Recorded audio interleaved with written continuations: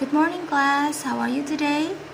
So today is our daring class and our activity for daring English class is learn about present future tense. Apa itu present future tense? Nah, di sini sudah Bubur tulis.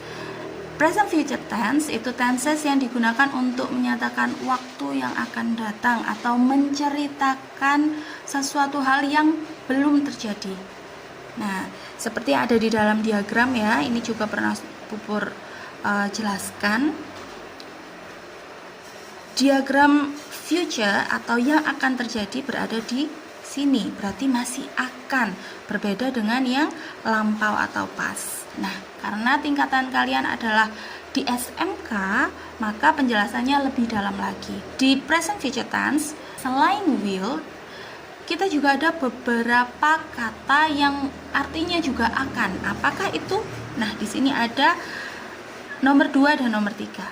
Selain will, kita punya shall, kita juga punya be going to atau to be going to. Bubur jelaskan satu persatu ya. Will ini bisa digunakan di seluruh subjek. I will, she will, he will, dan lain sebagainya. Kalau shall, ini yang sedikit berbeda. Subjek yang bisa diikuti shall adalah I dan we. Jadi cuma dua, I dan we. Bukan seperti will. Tapi will and shall memiliki konteks yang sama, yaitu belum pasti. Ini yang berbeda. Ketika kalian mempelajari di tingkat SMP, mungkin tidak dijelaskan perbedaan penggunaan will, shall, dan going to be going to. Nah, shall juga bisa digunakan untuk peringatan keras. Lanjut.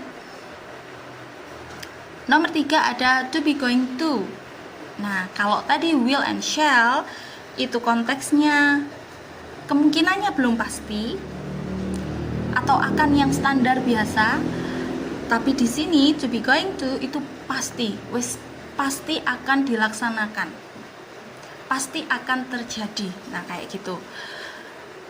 To be di sini yang digunakan karena tadi kan kita menjelaskannya di present future tense. Jadi to be-nya mengikuti to be present. To be present ada 3, is, are, atau biasa disebut SMA itu ya. Selain pasti, yang bisa menggunakan to be going to di sini ada sesuatu yang sudah direncanakan. Jadi sudah direncanakan jauh-jauh hari atau sudah direncanakan hari sebelumnya.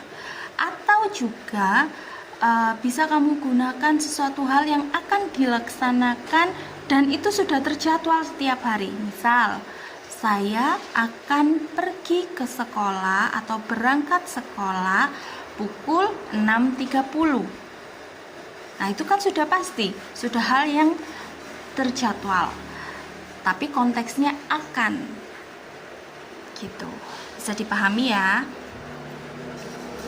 Di sini ada time signalnya juga, ada tomorrow, tonight, soon, later, next, immediately, someday, in the future, dan lain sebagainya. Nah, kita ke penggunaan contoh kalimat di will and shall. Di will and shall biasanya ada kata tambahan lain yang biasa digunakan di dalam kalimatnya. Ada sure, afraid, worry, believe, hope, expect, dan lain sebagainya. Di sini Bubur buatkan 2 contoh menggunakan sure dan yang satunya menggunakan afraid. Oke, number 1, I'm sure we will get a good score in the next test. Oke, nah di sini Bubur tuliskan juga will and shall. Jadi intinya kamu bisa menggunakan kalimat ini. I'm sure we shall atau I'm sure we will. Dua-duanya artinya akan mendapatkan a good score, nilai yang bagus di next test. Kenapa kamu bisa menggunakan shall? Nah, sudah Bubur lingkari karena subjeknya we, Tadi di sini kan sudah dijelaskan kalau will untuk seluruh subjek, tapi kalau shall hanya menggunakan subjek I dan we. Seperti yang di sini berarti kan subjeknya adalah we. Sehingga we dapat menggunakan shall ataupun will. Dari sini bisa dipahami ya. Oke, next kita bahas number 2. I'm afraid it will happen soon. Nah, di bawah will, bubur coret ini shall-nya. Artinya tidak bisa menggunakan. Kenapa? Subjeknya sudah jelas, it. Karena subjeknya it, maka dia tidak bisa menggunakan shall. Kembali lagi, kalau shall tadi subjeknya hanya untuk I dan we. Karena di sini subjeknya it, maka dia hanya menggunakan will sebagai keterangan akan. Itu akan terjadi. Tapi it-nya tidak boleh pakai shall. Bisa dipahami ya dari sini? Oke, next. Masih penggunaan will and shall. Di sini ada kata-kata juga yang bisa diartikan berharap, kemungkinan. Berharap atau kemungkinan. Perhaps, possibly, probably, and maybe. Nah, contoh penggunaannya, perhaps I will go to my uncle's house. Atau karena di sini subjeknya I, dia bisa pakai shall juga. Perhaps I shall go to my uncle's house. Masih ingat penggunaan apostrof s di sini? Kenapa pakai uncle apostrof s? Uncle's house. Karena rumahnya paman. Sedikit nyelentang dikit ya Kak ya. Nah, lanjut. Jadi I bisa memilih will and shall. Tadi sudah jelas ya kenapa bisa menggunakan shall, karena subjeknya I. Number 2. Nah, she will probably go to her uncle's house. She will. Kenapa di sini will tidak pupur beri satunya yang shall? Karena subjeknya she. Jadi dia tidak bisa memakai shall. Sudah jelas ya di sini penggunaan will and shall. Oke, next let's go to contoh yang peringatan keras. Nah, tadi di shall selain artinya akan, dia juga memiliki arti peringatan keras, untuk peringatan keras. Contoh peringatan kerasnya seperti ini. She shall finish the homework on time. Dia harus menyelesaikan PR-nya on time, tepat waktu. Kalau tidak, dia akan mendapatkan nilai yang buruk. Nah, seperti itu. Kalau peringatan keras, shall juga bisa diikuti atau menggunakan subjek semuanya. Jadi bisa menggunakan semua subjek. Itu hanya berlaku untuk yang memiliki arti peringatan keras. Tapi kalau artinya akan, dia hanya untuk subjek I dan we. Sudah paham ya dari sini? Oke, next. Ada satu lagi yang belum dijelaskan tadi, be going to. Be going to atau to be going to ini juga memiliki arti akan, ya. Nah, ini contohnya. My father is going to. Nah, tadi loh Bu, itu kan tulisannya be, kok di sini jadinya is. Tadi Bu Pur sudah sampaikan ya, be atau to be karena di sini konteksnya adalah present. Jadi di sini to be-nya ada 3. Coba diingat-ingat. Waktu pelajaran simple present, to be-nya ada 3, ada is, are. Mengapa ini menggunakan is? Karena to be-nya my father atau father. Subjeknya menggunakan father. Jadi to be-nya pakai is. My father is going to buy a new bike next month. Nah, tadi kan ini sesuatu to be going to itu sudah pasti atau sesuatu yang direncanakan.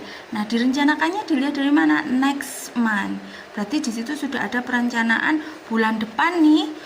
Ayah saya akan membeli sepeda baru. Sudah paham ya dari sini? Lanjut, number 2. I'm going to do the exam after the holiday. Di sini juga to be-nya berubah menjadi am. Kalau tadi is karena subjeknya father. Nah, kalau di sini am karena subjeknya I. I am going to do the exam after the holiday. Saya akan mengerjakan the exam, ujian after the holiday, setelah holiday atau liburan. Nah, dari sini sudah paham ya penggunaan will, shall, dan to be going to pada kalimat present future tense. Will dan shall itu akannya belum pasti. Jadi seperti 50 atau 60% kemungkinannya. Seperti contohnya gini, mendung, kira-kira ini hujan nggak ya? Wah, kayaknya ini akan hujan. Nah, itu kan karena kalian kan hanya bisa meramal ya, kemungkinannya kayak gitu. Nah, tapi kalau to be going to udah pasti akan terjadi. Misalnya sudah beledek ataupun apa itu, rintik-rintik. Nah, itu ditanya, kira-kira hujan nggak ya? Pasti akan hujan. Kira-kira seperti itu cara menjelaskan penggunaan will, shall, dan to be going to. Dari sini bisa dipahami ya. Tidak afdol katanya kalau nggak ada rumus ya kan. Sekarang kita akan buatkan rumus. Kalimatnya paling mudah kita pakai will aja. I will eat. Nah, di sini ada kata will, kita bedah ya.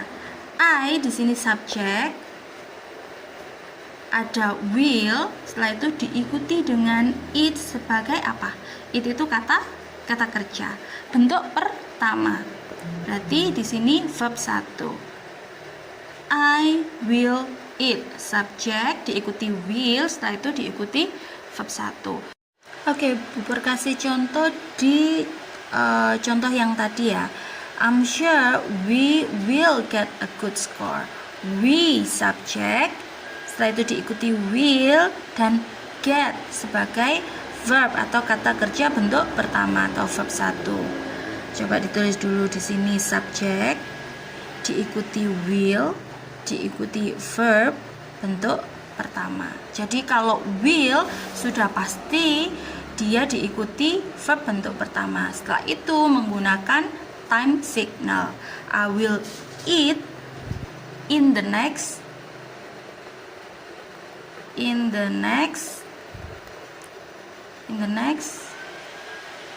2 hours.